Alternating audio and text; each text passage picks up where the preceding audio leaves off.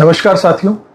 17 अगस्त 2026 को सूर्य देव एक बहुत ही महत्वपूर्ण राशि का परिवर्तन करने जा रहे हैं।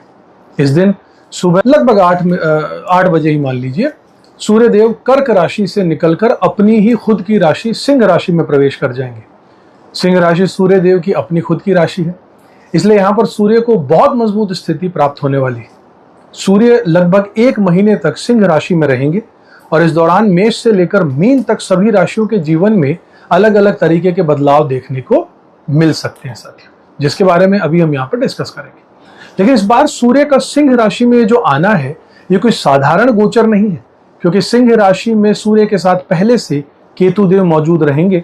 सामने कुंभ राशि में राहु बैठे होंगे, जिनकी दृष्टि सूर्य पर भी पड़ रही होगी। साथ ही सूर्य का शनि के साथ में षडाष्टक संबंध भी बन रहा है, यानी एक तरफ सूर्य अपनी ही राशि में बहुत ज्यादा पावरफुल है और दूसरी तरफ राहु, केतु और शनि का प्रभाव इस पूरे गोचर को काफी खास बना रहा होगा साथियों। अब यहाँ पर एक बात बहुत ही ध्यान से समझिएगा, सूर्य जो है वो सत्ता, सरकार, प्रशासन, अधिकारी, पद, प्रतिष्ठा, सम्मान, आत्मविश्वास, पिता और लीडरशिप के कारक होते हैं। इसलिए सूर्य जब अपनी ही राशि में मजबूत होकर बैठेंगे तो career, government work, authority, recognition और बड़े बड़े लोगों से जुड़े मामलों में मूवमेंट दिखाई दे सकती है। लेकिन केतु और राहु का प्रभाव ये भी देखेगा कि व्यक्ति अपने अधिकार और पावर का इस्तेमाल किस तरीके से करता है, और अगर आप ईमानदारी से अपना काम कर रहे हैं, अपनी रिस्पॉन्सिबिलिटी को निभा रहे हैं और गलत शॉर्टकट से बच रहे हैं, तो यही गोचर बहुत बड़े परिणाम दे सकता है तरक्की के रूप में। लेकिन अगर अहंकार, गलत निर्णय और किसी का नुकसान करके अपना फायदा लेने की कोशिश आपने की, तो वही स्थिति परेशानी का सबब भी बन सकती है साथियों। मैं हूं आपका अपना ज्योतिष रत्न भुवनेश, लेकर आ गया हूं एक और इंपॉर्टेंट वीडियो। अगर अब तक चैनल को सब्सक्राइब नहीं किया तो जरूर कीजिएगा, बेल आइकन प्रेस कर दीजिएगा ऐसे ही रोचक और जरूरी इंफॉर्मेटिव वीडियोस को जानने के लिए। देखिए, इस गोचर का एक बहुत इंपॉर्टेंट मैसेज है, पहचान काम से बनाइए, दिखावे से नहीं। पद मिला है तो उसका प्रदर्शन करने की जरूरत नहीं है, दिखावा करने की जरूरत नहीं है। आपका काम खुद आपकी पहचान बनाए, यही इस समय सबसे अच्छा रहेगा। और साथियों, अब हम इस गोचर की कुछ तारीखें आपको जरूर याद रखनी चाहिए। वो है 17 अगस्त से 31 अगस्त तक सूर्य का मघा नक्षत्र में रहना। मघा नक्षत्र जो है केतु का ही नक्षत्र है और इसका संबंध पितरों और पूर्वजों से भी माना जाता है। इसलिए इस दौरान पिता तुल्य व्यक्तियों और घर के बुजुर्गों का विशेष सम्मान कीजिएगा। अगर पिता या घर के किसी बुजुर्ग की कोई हेल्थ चेकअप या जरूरी जांच पेंडिंग है तो उसे टालना ठीक नहीं रहेगा, इस वक्त जरूर ध्यान दीजिएगा।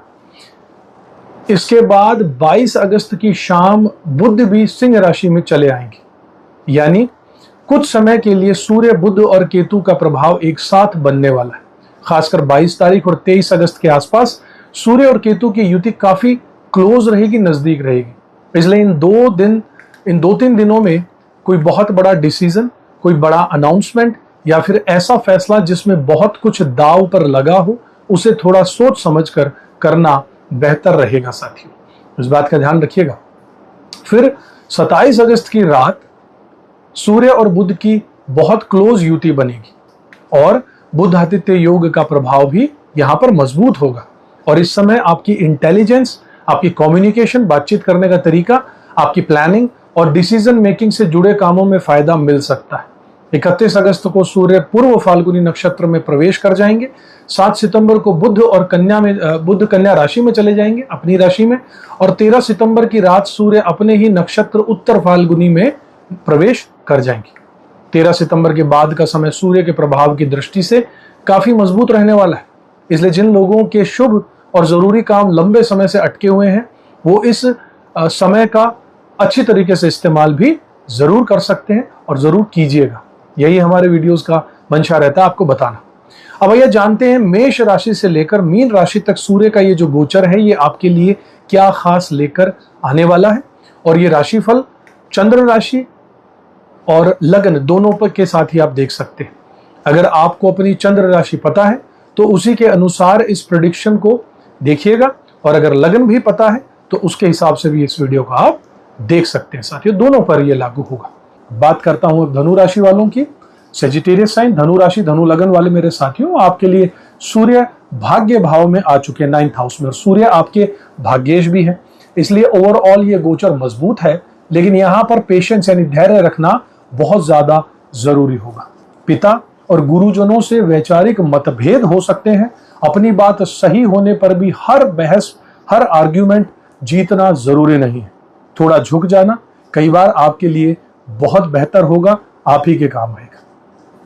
हायर एजुकेशन की बात हो, उच्च शिक्षा, यूनिवर्सिटी, टीचिंग, स्कॉलरशिप, रिसर्च और बड़े बड़े एजुकेशनल इंस्टीट्यूशन से अगर आप जुड़े हुए हैं तो ऐसे लोगों के लिए समय अच्छा रहेगा।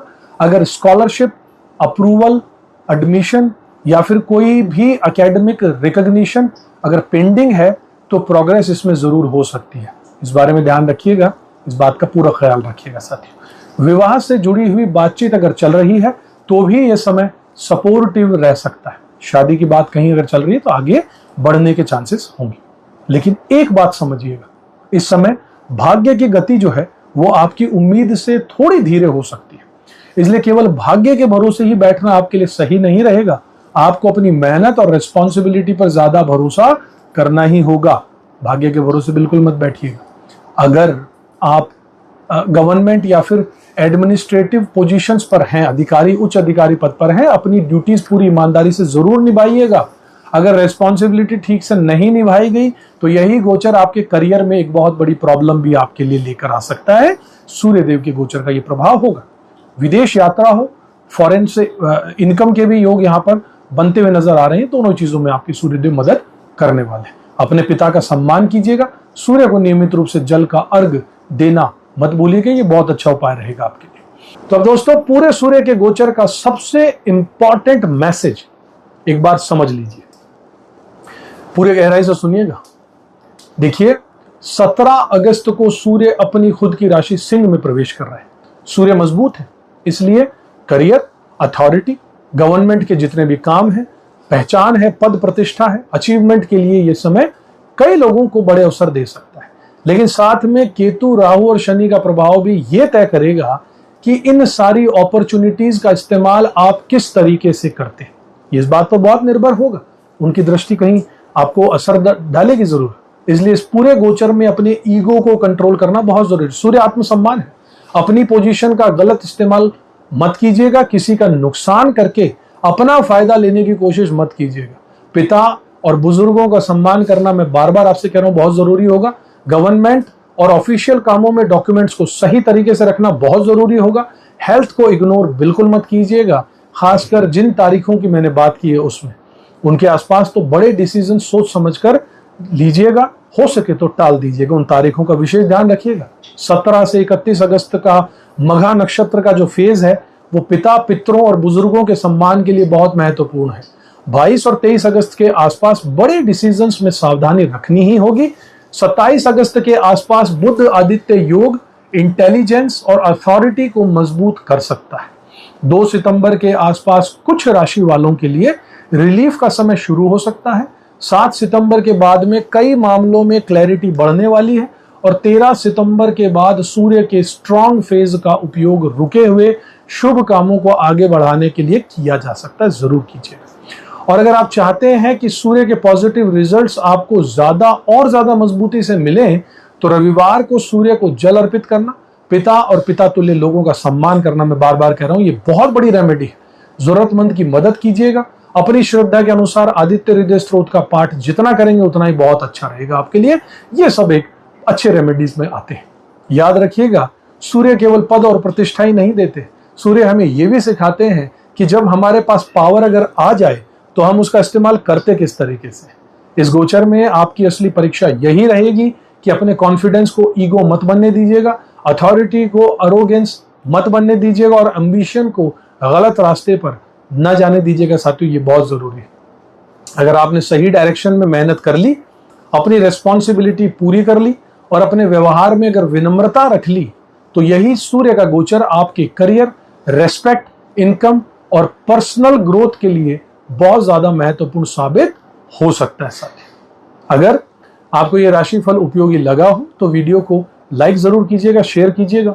कमेंट बॉक्स में अपनी चंद्र राशि या लग्न मुझे बताइएगा। अगर आप एस्ट्रोलॉजी को सिर्फ सुनना नहीं बल्कि समझना भी चाहते हैं तो चैनल को अगर अब तक सब्सक्राइब नहीं किया तो जरूर कर लीजिएगा। इस परिवार का हिस्सा बनिए, हमारे साथ जुड़े रहिएगा। अगले वीडियो में एक बार फिर से आपसे मिलूंगा, तब तक खुश रहिएगा, अपना कर्म करते रहिएगा, ऊपर वाले में विश्वास जरूर रखिएगा साथ ही। जय सूर्यदेव, जय श्री राम।